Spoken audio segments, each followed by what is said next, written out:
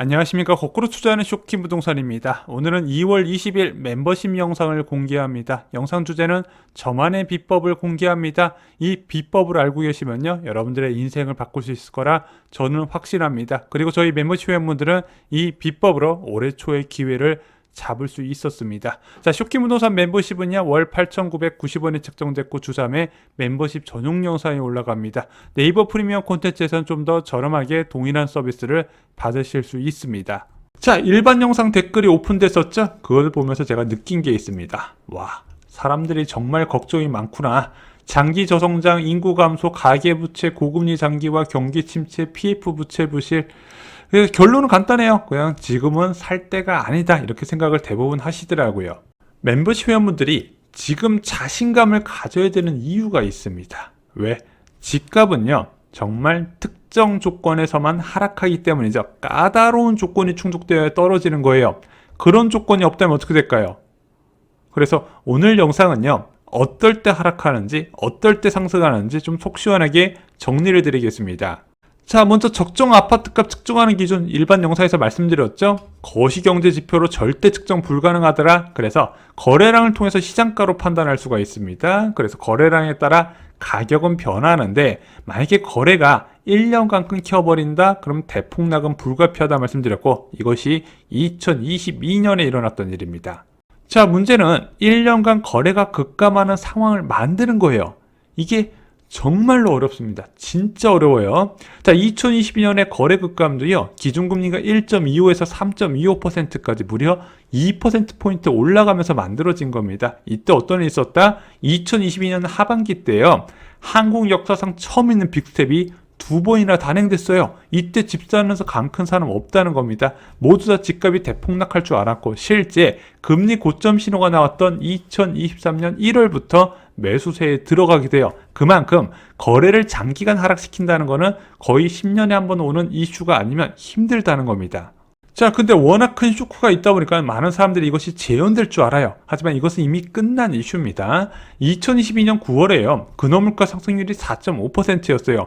2.0% 물가 안정 목표를 채택하는데 4.5%면 당연히 빅스텝 밟아야죠. 자, 그런데 현재 근원물가 상승률은 2.5%입니다. 물가 안정 목표에서 2.0%하고 큰 차이가 안 나요. 그래서 지난 폭락은 빨리 잊으세요. 다시 안 온다는 겁니다. 자, 그럼 이런 극단적인 상황 아니어도 집값은 하락하지 않나요? 하락하죠. 보시면 이제 서울 아파트 실거래가 지수를 보면 2018년 10월부터 2019년 3월까지 한 6개월 정도 하락한 게 보입니다. 시장 금리가 단기간 오른 상태에서 대단지 입주 물량이 많다면 하락해요. 그래서 2019년 헬리오시티 역전세랑과 현재 지금이요, 미국 국채금리와 금리 급등과 강남 개포 지역 입주 물량 급등에 따른 하락상 일시적인 약세가 나타나고 있는 게 지금 상황입니다. 자, 집값 하락하는 케이스 두 가지를 말씀드렸습니다. 금리가 미친 듯이 오르거나 대단지 입주가 많은 겨울에 시장 금리가 상승하면, 그래서 겨울로 넘어가는 가을철에 시장금리 변화가 중요합니다. 기준금리가 올라간다든가 시장금리가 올라간다든가. 자, 그래서 그런 것이 아니면 대부분 우상향하게 돼 있는 게 서울 아파트 가격이라는 거죠. 아니, 2014년 보면은 이런 이슈 없어도 집값 떨어지던데, 이거는 공급 정책에 따른 이슈. 저희가 지난 영상에서 신축 아파트가 뜰 수밖에 없는 이유, 서울과 경기도 주요 지역의 공급축 세 가지가 완전히 사라졌다 말씀드렸죠. 그렇기 때문에 공급이 제한된 상황에서 과거의 공급 측에 따른 하락 모델이 적용 안 된다 말씀을 드렸습니다. 이런 하락 요인들이 없다면 집값은 어떻게 될까요? 저는 이렇게 말씀드립니다. 최소 강보합이라고. 아니, 그것을 어떻게 확신할까요? 자, 생각을 해볼게요. 저희 일반 댓글 다시는 분들, 집값 대폭락하는 사람들 어디 살아요? 아파트 전세 거주하죠. 자, 투기꾼 욕하는 사람 어디 살아요? 전세 대출 받아서 아파트 전세 거주해요. 집값 하락 원하는 신혼부부, 지금 빌라 전세에서 아파트로 이사 오고 있죠. 주거 선호도가 하나로 몰려있다는 겁니다. 그 선호도가 갈수록 높아지고 있어요. 예전에는 매매는 빌라로 안 들어가고 전세는 들어갔는데, 이제는 빌라마저도 전세로 안 들어가려고 한다는 겁니다. 아파트로 전부 다 몰리고 있어요. 자, 주거 선호도만 몰릴까요? 지금 시중에 쌓여있는 무려 1,500조 원의 유동성, 얘가 기준금리가 낮아진다면 더 높은 기대이익을 찾아서 움직이게 된다 말씀드렸죠. 얘가 미국 주식으로 갈까요? 한국 아파트로 갈까요? 저희가 영상 올렸을 땐 대부분 미국 주식으로 간다고 답변을 많이 하시더라고요. 자, 목돈을 미국 주식에 맡긴다고요? 이게 불가능한 게 어디서 나타나냐? 자, 여러분 무주택자 중에서 전세금 빼고 월세 살면서 주식 투자하는 사람 있나요?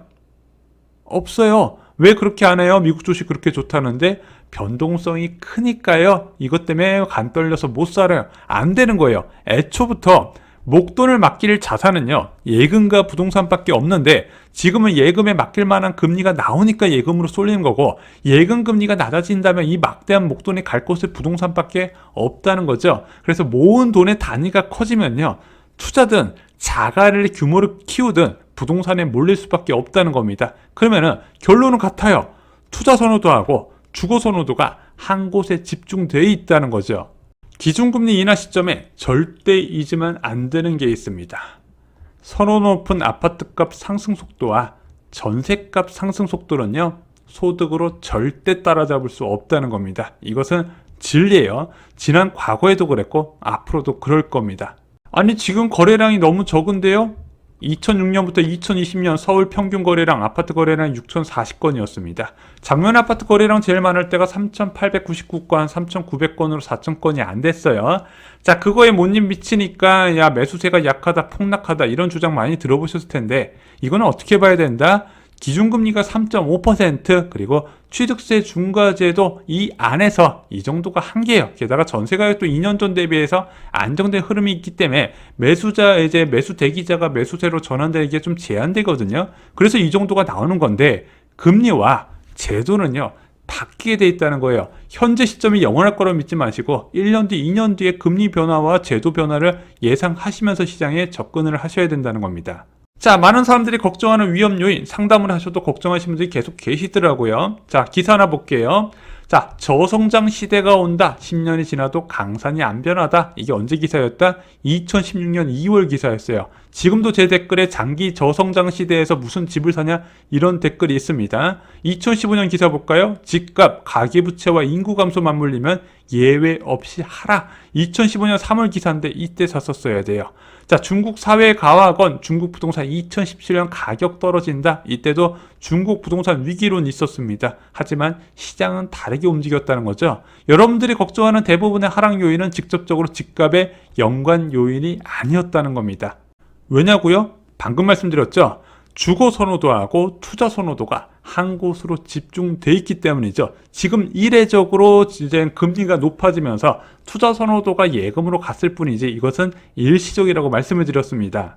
자, 올해 1월부터 분위기가 달라지고 있습니다. 지금 가장 정확한 부동산 통계인 실거래가 지수 1월달 기준으로 0.25%로 반등을 했어요. 그래서 깜짝 반등했다고 지금 언론들이 난리죠. 자, 실거래가 지수만 반등했습니까? 거래량도 반등을 했습니다. 이런 흐름이 유지가 될까요? 대출금리를 보세요. 자, 지금 주택담보대출금리 3.6% 부터고요. 전세자금 대출금리는 3.8%부터입니다. 자, 설날 이후에 부동산 시장이 어떻게 되냐? 저는 좋은 분위기로 가고 있더라. 1월 달에 좋은 훈풍이 2월 달에도 이어지고 3월 달에도 저는 계속해서 이어지면서 작년간 유사한 시장이 되지 않을까. 그래서 저희가 2024년 부동산 전망에서는 2분기, 3분기는 상승을 전망했고 4분기는 금리 변화에 따라서 다르게 나타날 것이라고 이야기를 했었습니다. 자, 결론 말씀드립니다. 집값이 하락하는 두 가지 경우는 꼭 기억하세요. 금리가 미친 듯이 오를 때 또는 겨울이 되기 전 가을에 시장 금리가 치솟고 대단지 입주가 많을 때 하락하더라. 그래서 헬로시티발 역전세난과 현재 겨울의 부동산 시장 상황 잠깐 말씀을 드렸습니다. 그러면은 이런 경우를 제외하고는 부동산 가격은 어떻게 된다? 최소 강보합이 일어난다. 왜? 돈이 갈 곳과 사람들이 살고 싶어하는 곳이 한 곳에 집중되어 있기 때문이죠. 자산시장은요, 긍정적인 생각이 좋은 결과를 만든다고 생각합니다. 수도권 아파트는요, 특히 여러분들이 원할 정도로 입지 좋은 곳은요, 모험을 해도 되는 자산이다. 지금 당장 여러분들이 사실 때 또 금매가 또 나올 수 있어요. 이게 겨울적 특수성이 있습니다. 선호도가 떨어지는 곳은 3월까지도 금매 나올 수 있어요. 그러면은 야, 이거 금매 나올까봐 못 사겠다. 이거보다는 그냥 지금 시점에서 내가 살 수 있는 가장 좋은 곳을 사고 장기적으로 관점에서 보시는 게 저는 좋지 않을까, 이렇게 말씀을 드리고 싶습니다. 오늘 준비한 소식은 여기까지입니다. 멤버십 가족분들의 3주택을 응원합니다. 감사합니다.